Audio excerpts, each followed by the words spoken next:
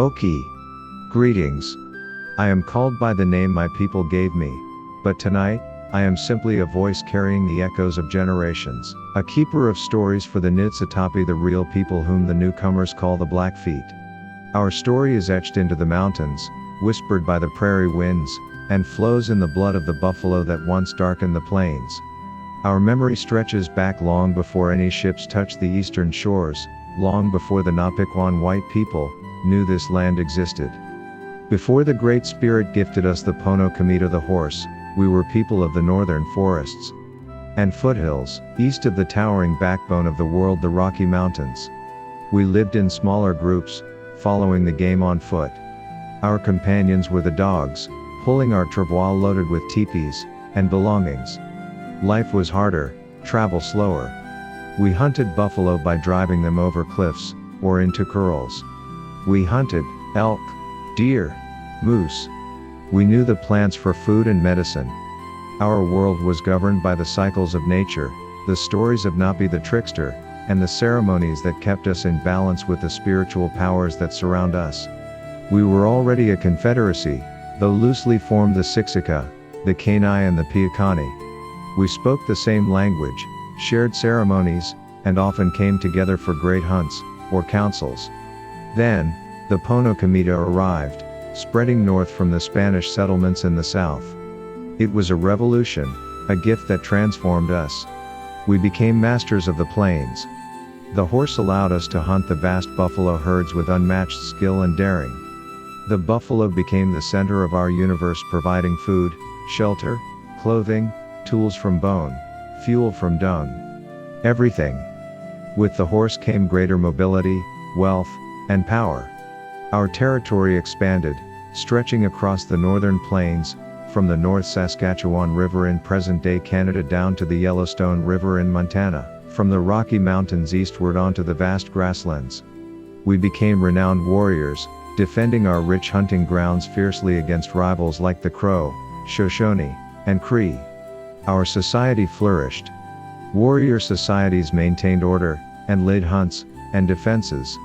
Spiritual societies conducted the vital ceremonies, like the Okansan dance, our most sacred rite, a time of renewal, sacrifice, and prayer for the well-being of the people, and the return of the buffalo. This was our golden age, a time of strength, prosperity, and freedom under the wide prairie sky. The Napiquan began to arrive, first the explorers, then the fur traders.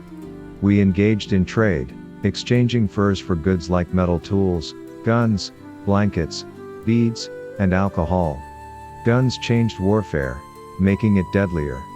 Metal pots made cooking easier. But trade also brought diseases our bodies had never known: smallpox, measles, cholera. These invisible arrows swept through our camps, decimating our numbers in terrible waves, weakening us more than any enemy warrior. Then came the settlers, the ranchers, the gold seekers, pushing westward, hungry for land. They did not understand our connection to it, they saw it only as something to be owned and divided.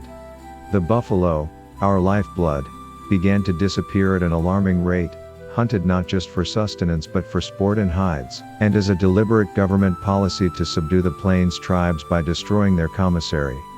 The Napiquan governments, both the Americans and the British Canadians, sought treaties.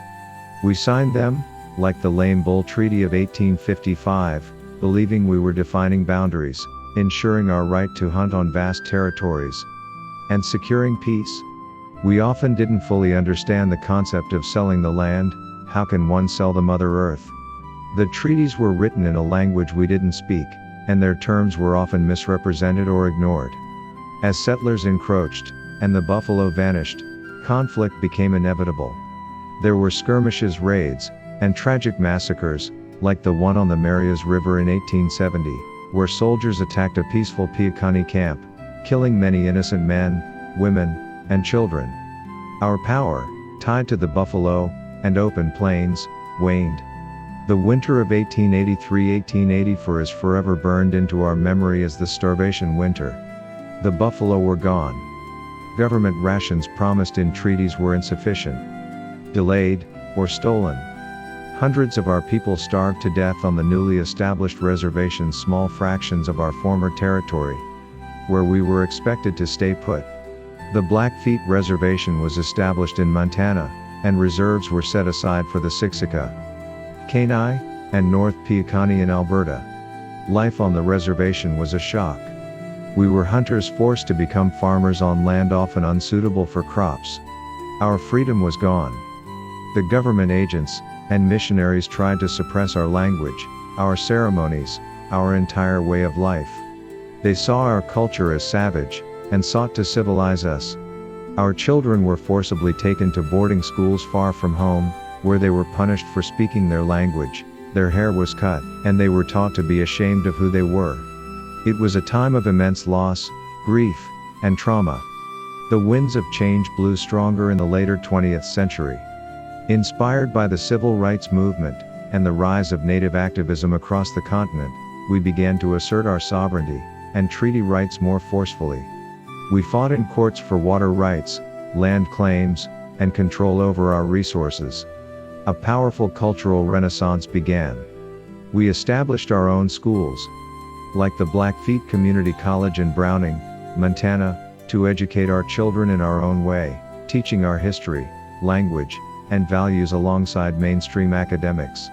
Language immersion programs work tirelessly to revitalize Piikani Siksika, ensuring the voices of our ancestors are not lost. Ceremonies like the Sun Dance are practiced openly again, drawing our people together in strength and prayer. Our artists, writers, and musicians share our stories and perspectives with the world. Today, we face many challenges: poverty, unemployment, health disparities, the ongoing struggles with addiction, the impacts of historical trauma. These are real wounds we are working to heal. We continue to fight to protect our lands and waters, especially those sacred sites along the Rocky Mountain front threatened by development. We strive for economic self-sufficiency through tourism, ranching, energy development, and other enterprises managed by the tribe. Our governance structures are stronger, managing tribal affairs, health services, education, and law enforcement. We work government to government with the United States and Canada, though the relationship remains complex. The Blackfoot Confederacy across the border remains a vital connection. So, you see, our story is not just one of loss, but one of incredible resilience, adaptation, and survival. We were here before the maps were drawn, and we are still here. The buffalo herds are slowly returning in some areas, a symbol of hope.